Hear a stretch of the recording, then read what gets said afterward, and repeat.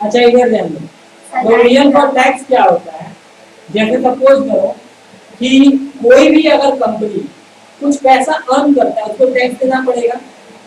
अब हमारा जो कॉन्सेप्ट है कंजर्वेटिज्म कॉन्सेप्ट वो ये बोलता है कि किसी भी लॉस को पहले रिकॉग्नाइज करें। ऑब्वियसली इस साल अगर हम कमाएं हमको टैक्स अगले साल देंगे, ठीक है? इस साल कमाए तो इस साल का टैक्स इस साल नहीं देंगे, अगले साल। ऐसा ही नियम है, रूल है, ऐसा ही अरेंजमेंट है। उसमें बहुत सारा चीज किया जाएगा, advance tax, TDS etcetera etcetera etcetera. That is a completely different lookout, different concept. But general conception ये है इनकम टैक्स कि हम लोग कोई बात नहीं, तुम इनकम टैक्स ऑफिसर बनना, पिछला 3 साल का इनकम टैक्स मार देना। एक स्टोरी सुना बस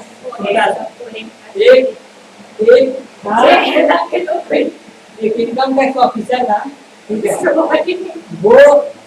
वो रेड मारने के लिए गया एक नॉर्मल मतलब एक कंपनी था, उसके ऊपर उसके जो मतलब कलीग्स थे, लाइक तुम्हारे जो कलीग्स हैं, वो लोग उसको बोले कि देखो उसका जो सीए है, उसका जो सीए बहुत तेज है, ठीक है, मत रेड मारो, कुछ नहीं मिलेगा। और सीरियसली वो रेड मारा, कुछ नहीं मिला, बेकार का 20 लाख रुपए का नुकसान हुआ। रेड मारने से पहले सोच लो कि कौन सा सीए उसके लिए काम करता है। ये वो इंटेलिजेंट अच्छा ठीक है, इधर ध्यान दो, प्रोविजन फॉर टैक्स क्या होता है? जैसे इस साल हमको कमाना है, हम कमाए, हम अगले साल टैक्स देंगे। लेकिन कंजर्वेटिज्म कॉन्सेप्ट क्या बोलता है कि हमारा अगले साल में कोई एक्सपेंडिचर होगा, उसका अभी प्रोविजन बना करके रख दो या उसको अभी रिकॉग्नाइज कर, ठीक है?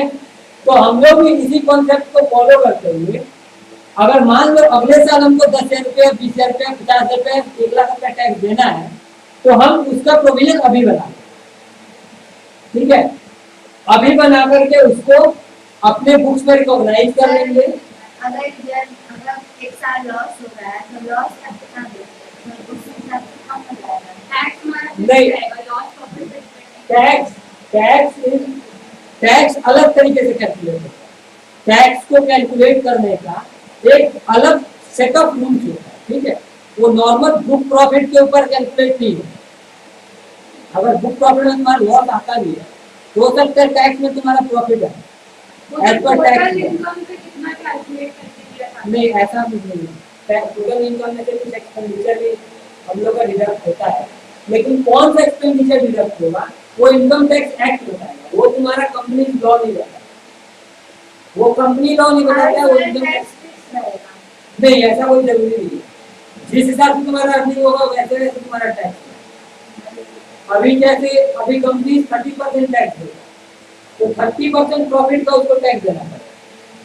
सपोज करो कि तुम्हारा 1 लाख रुपया प्रॉफिट आता है और एज पर इनकम टैक्स में तुम्हारा 1 लाख रुपया प्रॉफिट आया, तो तुमको 1 लाख रुपया प्रॉफिट का 30% मतलब 30,000 रुपया टैक्स देना पड़ेगा। और वो 30,000 रुपया तुमको देना एक्चुअली अगले साल में है, बट उसका प्रोविजन हम लोग इसी साल में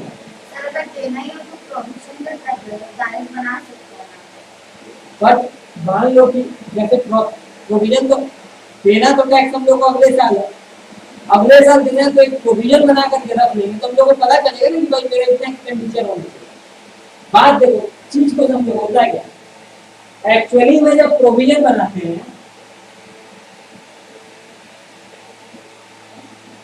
एक्सपेंसेस में टू प्रोविजन फॉर टैक्स लिखेंगे,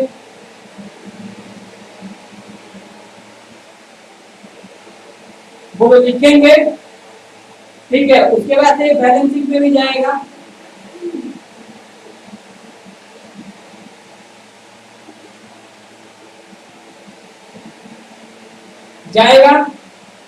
अब हमको ये बताओ कि अगर तुम्हारा बोलना है कि ये वाला चीज हम नहीं लिखेंगे तो और ये वाला चीज भी नहीं लिखेंगे, तो इसका मतलब होगा कि इस साल का जो कमाई है उसके ऊपर इस साल जो हम लोग को टैक्स लगा है, जिसको केवल देना अगले साल है, उसको तुम इस साल रिकॉग्नाइज नहीं कर रही हो एज एन एक्सपेंस।